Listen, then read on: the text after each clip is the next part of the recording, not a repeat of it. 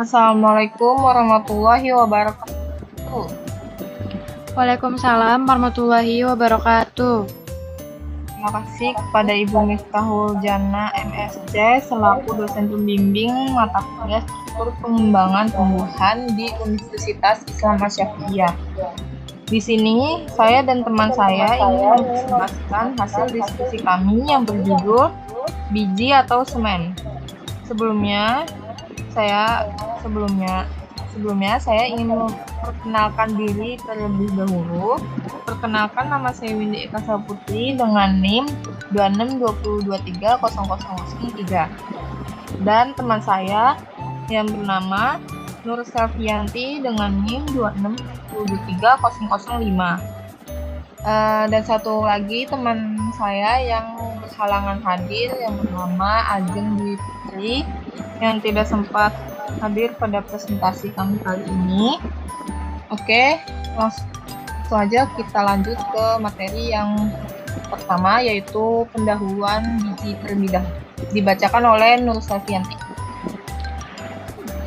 Biji adalah bakal biji ovum dari tumbuhan berbunga yang telah matang.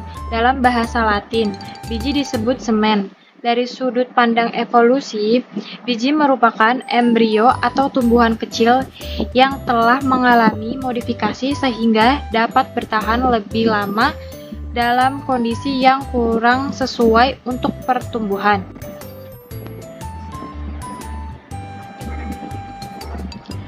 Pada dasarnya, biji mempunyai susunan yang tidak berbeda dengan bakal biji, tetapi dipergunakan nama-nama yang berlainan untuk bagian-bagian yang sama asalnya.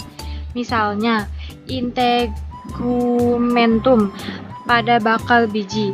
Kalau sudah menjadi biji, merupakan kulit biji spermodermis. Umumnya, biji juga dapat kita bedakan bagian-bagian berikut. Ada kulit biji spermodermis, tali pusar, funiculus, inti biji atau isi biji, nucleus seminis. Kita lanjut pada kulit biji. Kulit biji berasal dari selaput biji atau integumentum. Oleh sebab itu, biasanya kulit biji dari tumbuhan biji tertutup atau angiospermae terdiri atas dua lapisan, yaitu lapisan pertama lapisan kulit luar atau externa. Lapisan ini mempunyai sifat yang bermacam-macam. Ada yang tipis, ada yang kaku seperti kulit, ada yang keras seperti kayu atau batu. Lapisan kedua ada lapisan kulit dalam atau tegmen. Biasanya lapisan seperti ini mempunyai selaput, seringkali dinamakan juga kulit ari. Selanjutnya ada 3 lapisan kulit biji seperti yang dapat dilihat pada biji melinjo, gambarnya ada di kanan. Itu masing-masing dinamakan kulit luar atau sarkotesta. Biasanya tebal, berdaging, pada waktu masih muda berwarna hijau, kemudian berubah menjadi kuning dan akhirnya memerah. Dan ini bijinya, biji melinjonya. Yang kedua ada kulit tengah, yaitu Scleroptesta, suatu lapisan yang kuat dan keras, kayu menyerupai kulit dalam atau endokarpium pada buah batu. Yang ketiga ada kulit dalam Biotesta, biasanya tipis seperti selaput, seringkali melekat erat pada inti biji. Selanjutnya, di sini ada bagian-bagian lain pada kulit luar biji. Yang pertama, ada sayap, ala. Berbagai jenis tumbuhan mempunyai alat tambahan yang berupa sayap pada kulit luar biji.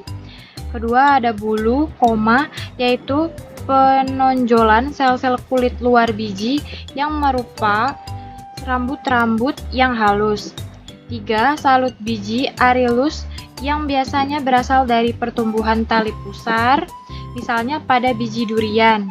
4. Salut biji semu Arylodium seperti salut biji, tetapi tidak berasal dari tali pusar, melainkan tumbuh dari bagian sekitar ilang bakal biji, microphyte.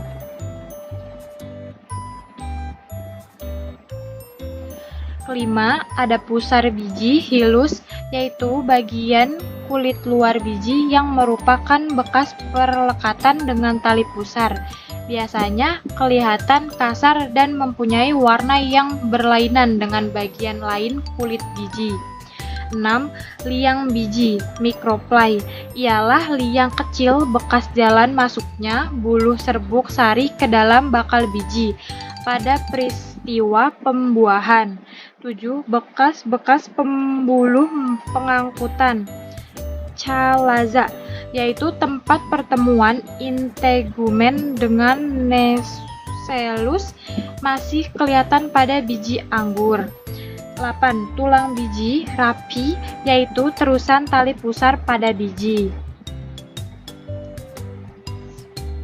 Dan selanjutnya di sini ada gambar pada bagian-bagian biji. Yang pertama ini biji bersayap yang sudah dibacakan oleh Selfie. Yang kedua ini ada contoh dari biji pusar, yaitu bisa dibilang hilus. Dan yang ketiga ini ada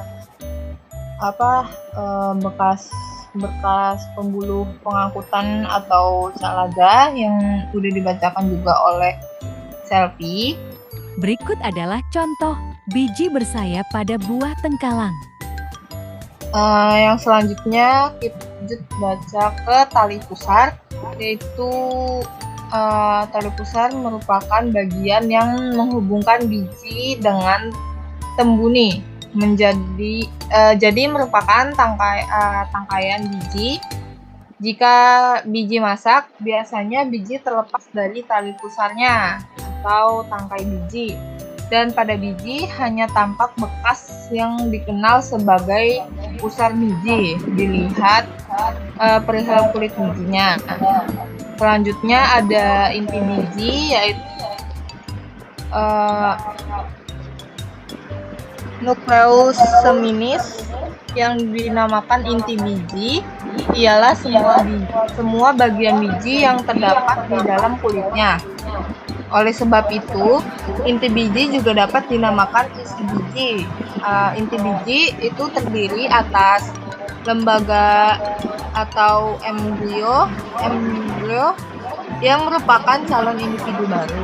Yang kedua ada lembaga atau albumen, yaitu jaringan yang berisi cadangan makanan untuk masa permulaan kehidupan tumbuhan baru atau tumbuhan baru kecambah sebelum dapat mencari makanan sendiri. Selanjutnya ada lembaga embrio. Lembaga adalah calon tumbuhan baru yang nantinya akan tumbuh menjadi tumbuhan baru setelah biji memperoleh syarat-syarat yang diperlukan. Lembaga di dalam biji telah memperlihatkan ketiga bagian utama tumbuh-tumbuhan, yaitu ada akar lembaga atau calon akar, radicula, daun lembaga, cotyledo, batang lembaga, cauliculus,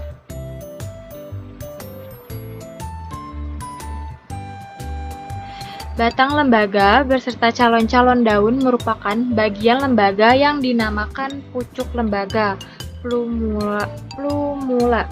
Calon-calon daun itu ada yang sudah jelas, ada pula yang belum, sehingga yang dinamakan plumula seringkali hanya berupa titik tumbuh batang lembaga saja.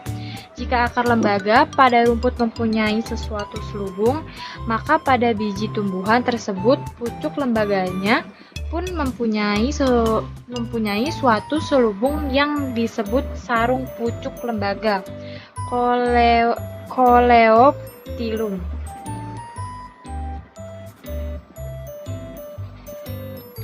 Dan di sini ada gambar dari lembaga-lembaga di dalam biji. Ada bagian-bagiannya. Yang bagian A itu ini dinamakan pucuk lembaga, dan yang bagian B itu batang lembaga. Bagian C ini akar lembaga. Nantinya akan menjadi akar, nanti dia akan tumbuh ke atas itu, nanti menjadi kayak tumbuhan baru gitu. Dan selanjutnya ada jumlah daun lembaga pada biji merupakan salah satu ciri yang penting dalam mengadakan penggolongan tumbuhan biji. Yang pertama ada tumbuhan yang bijinya mempunyai lembaga satu daun lembaga. Yang kedua ada tumbuhan yang bijinya mempunyai lembaga dengan 2 daun lembaga. Yang ketiga ada tumbuhan yang bijinya mempunyai lembaga dengan lebih dari 2 daun lembaga. Dapat sampai 15. Dan ini ada gambar-gambarnya. Dapat dari buku Gembong. Ada Scuteolum, yaitu daun lembaga pada biji gandum yang berfungsi sebagai alat penghisap. Dan ini ada gambar lembaga dengan napak daun lembaga pada pohon jarum. Ini nantinya bakal jadi. Selanjutnya ada putih lembaga, albumen. Putih lembaga adalah bagian biji yang terdiri atas suatu jaringan yang menjadi tempat cadangan makanan bagi lembaga.